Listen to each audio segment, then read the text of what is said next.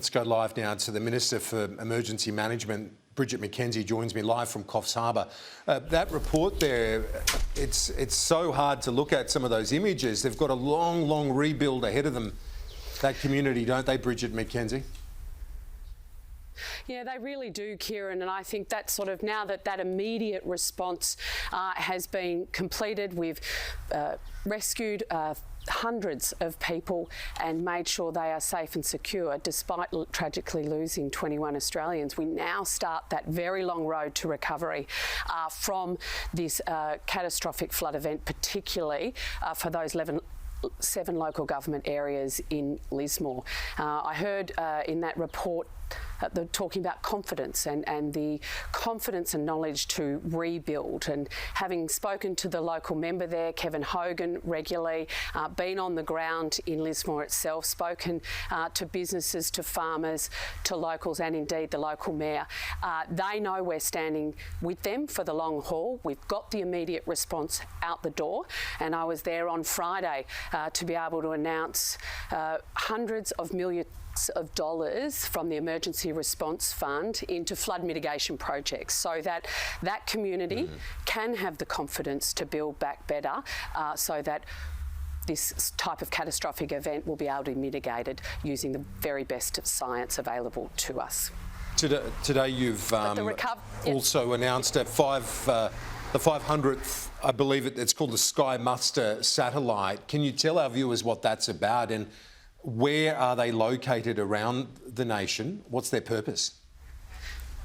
Yeah, absolutely, Kieran. I think it's a really poignant announcement when this particular initiative came out of the Black Summer bushfires, when we knew that RFSs, CFA, designated evacuation centres needed to have the very best and most reliable telecommunications. And so following that, we've stood up over $37 million in a program that has a range of initiatives to make sure that our emergency services and communities in rural communities have access to telecommunications in that point of issue around natural disasters, because we know the reliability of telecommunications through natural disaster is so important. So you can get the most up-to-date information from your local emergency service provider, but so that you can also keep into contact with loved ones. So there's a range of initiatives.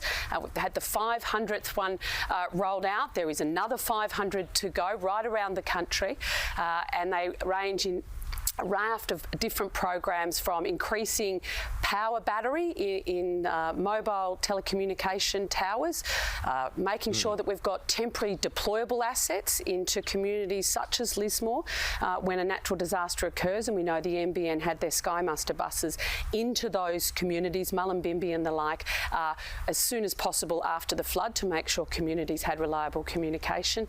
And this program, where we're actually installing satellites on the roofs of local RFSs right around the country so that they can keep getting out the information during natural disasters as required.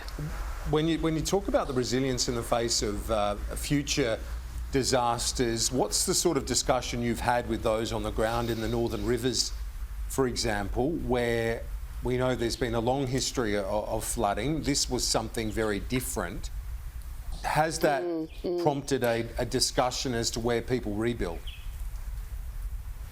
Yeah, well, I think those discussions are ongoing, and you'll be seeing not just the New South Wales government and local councils and residents having those discussions, but indeed in Queensland they're having similar type discussions. And we saw straight after the bushfire issue a couple of years ago that communities were also saying, where do we build back? What materials should we be using if we choose to rebuild? But being on the ground in Lismore, the Mayor was very clear to me, Steve, that Sunday after this event. Lismore loves Lismore, and Lismore wants to stay where it is. So it's our job as state and federal governments to work with the local community to support that. And that means investing in long-term flood mitigation aspirations, but also, as we partnered with New South Wales, in that small business, medium-sized business support packages so that they can rebuild with confidence, knowing that we're going to join together to build that longer-term resilience piece over the years to come.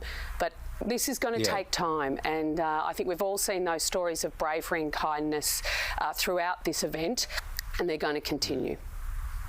We've got the budget on Tuesday. How much is that issue of cost of living being reported to you on the ground through the regions? Obviously, as much as anyone, people in the country feel the pinch when it comes to fuel prices. Absolutely. I mean, we're the ones where it's a 100k round trip just to get netball training on a Thursday night. So, when fuel prices go up, it does hit the bottom line of rural and regional communities. And cost of living and job security is the number one issue that I hear about when I'm on the ground down in rural and regional Australia. It doesn't matter whether it's Coffs Harbour or at home in my own state in places like Wangaratta. So we as a government believe that by making sure our economy is strong, making sure we're supporting job creation through the private sector, that we can best support Australians to be able to meet the challenges going forward. We've been able to support businesses through COVID to make sure that they can open their doors in many cases and re-employ millions of Australians when at the start of COVID people thought that was not going to be achievable, and we lead the world in that sort of economic recovery. But now looking forward, there are some significant challenges. We've seen the impact of the war in Europe is having on our fuel prices, and we know internationally we're not the only ones suffering from high fuel prices at the moment. So it is about getting more supply into the actual fuel market globally. But I know that the Treasurer, the Finance Minister and all the ministers around the ERC table are actually focusing on making sure Australians keep more of what they earn, and we can really put downward pressure on those cost of living issues that people are dealing with.